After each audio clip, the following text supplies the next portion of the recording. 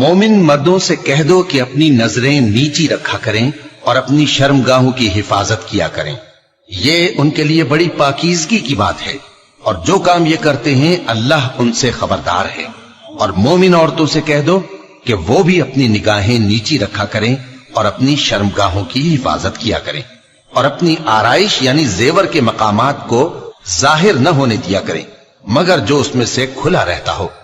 اور اپنے سینوں پر اوڑھنیاں اوڑے رہا کریں، اور اپنے خاوند اور باپ اور خسر اور بیٹوں اور خاوند کے بیٹوں اور بھائیوں اور بھتیجوں اور بھانجوں اور اپنی جیسی مومن عورتوں اور لونڈی غلاموں کے سوا نیز ان خدام کے جو عورتوں کی خواہش نہ رکھیں، یا ایسے لڑکوں کے جو عورتوں کے پردے کی چیزوں سے واقف نہ ہوں۔ غرض ان لوگوں کے سوا کسی پر اپنی زینت اور سنگھار کے مقامات کو ظاہر نہ ہونے دیں،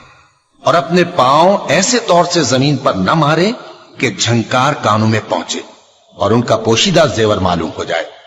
اور مومنوں سب اللہ کے آگے توبہ کرو تاکہ فلاح پاؤ، اور اپنی قوم کی بیوہ عورتوں کے نکاح کر دیا کرو، اور اپنے غلاموں اور لونڈیوں کے بھی جو نیک ہوں نکاح کر دیا کرو۔ اگر وہ مفلس ہوں گے تو اللہ ان کو اپنے فضل سے غنی کر دے گا، اور اللہ بہت وسعت والا ہے، سب کچھ جاننے والا ہے۔ اور جن کو بیاہ کا مقدور نہ ہو وہ پاک دامنی کو اختیار کیے رہیں یہاں تک کہ اللہ ان کو اپنے فضل سے غنی کر دے۔ اور جو غلام تم سے مکاتبت یعنی مال دے کر پروانہ آزادی کی تحریر چاہیں، اگر تم ان میں صلاحیت اور نیکی پاؤ تو ان سے مکاتبت کر لو، اور اللہ نے جو مال تم کو بخشا ہے اس میں سے ان کو بھی دو۔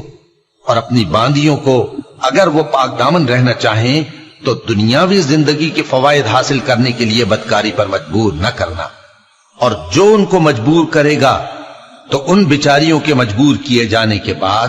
اللہ بخشنے والا ہے، مہربان ہے۔ اور ہم نے تمہاری طرف روشن آیتیں نازل کی ہیں، اور جو لوگ تم سے پہلے گزر چکے ہیں ان کی خبریں اور پرہیزگاروں کے لیے نصیحت۔